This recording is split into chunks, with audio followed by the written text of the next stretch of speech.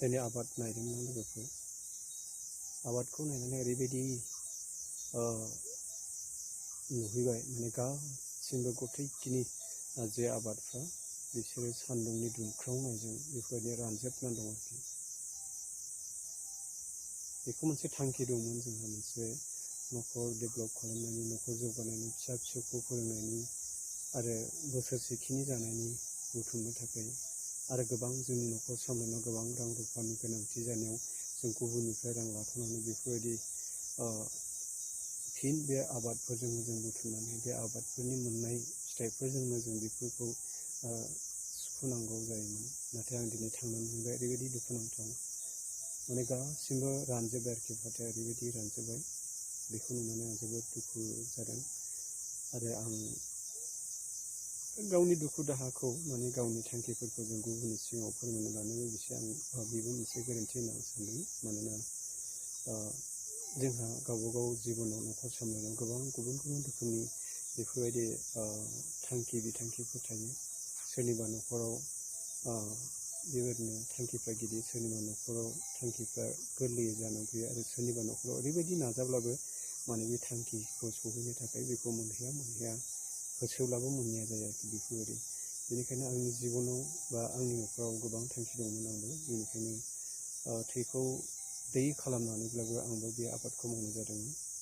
नाथाय मा खालामनो लोगोफोर, बेयो मोनसे मिथिंगानि जाथाय होननानै आं सानबाय। आं बेखौल' फोथायदों माने जोंनि बे थांखिफोरखौ जोंहा सासे जोंखौ नायग्रा बे जाबाय सोरगोनि बिफा दङ, बेयो जोंखौ निस्सय हेफाजाब होगोन। मानोना बियो बुंदों नोंसोर गासैनिबो थाखाय जिंगा दासि, मानो गाबोनआ गाबोननि थाखाय जिंगासिगोन होनना बुंदों। बेनिखायनो आसा खालामदों निस्सय जोंनि थांखिया जाफुंगोन। दुखु दाहाफोरखौ एक्सप्लेन खालामनो आं सानाखिसै। बेखिनि बुंनानै आं बेखौल' फोथायदों माने आबादखौ नायनानै आं ओरैबायदि दुखु मोनदों आरोखि। गुबुननि आबादफ्रा बेफोरबायदि जायाखैबो जानो हागौ, खिन्थु आंनो ओरैबायदि रानजोबनायखौ आं नुहैबाय। ओरैबायदि माने अर सावना होब्लानो माने गासिबो खामजोबनाय बायदि बेफोरबायदि अबस्था जाबाय आरोखि।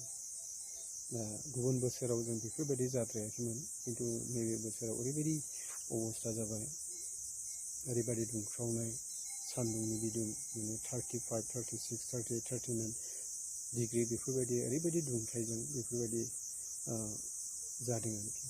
जायनि जाहोनाव दिनै बै रानथावै हाफ्राबो दिनै राननो गोनां जादों। आंनिल' नङा, गोबां आबादारिफ्रा बेबायदिनो दुखु दाहा सहायनांदों जानो हागौ।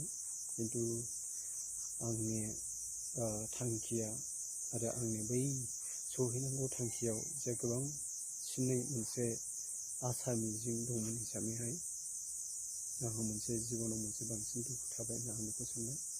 नाथाय दुखु दाहा थामालाय मा खालामनो, सोरनिबा जिउआव बेफोरबायदिनो बियो हाजारखि नाजाथों, हाजारखि जुजिथों, अब्लाबो बियो मोननो हाया। बेफोरबायदि जानो हागौ आंनि जिबनावबो। बेनिखायनो आं गोलावै बुंनो थांसै लोगोफोर, माने बियो मोनसे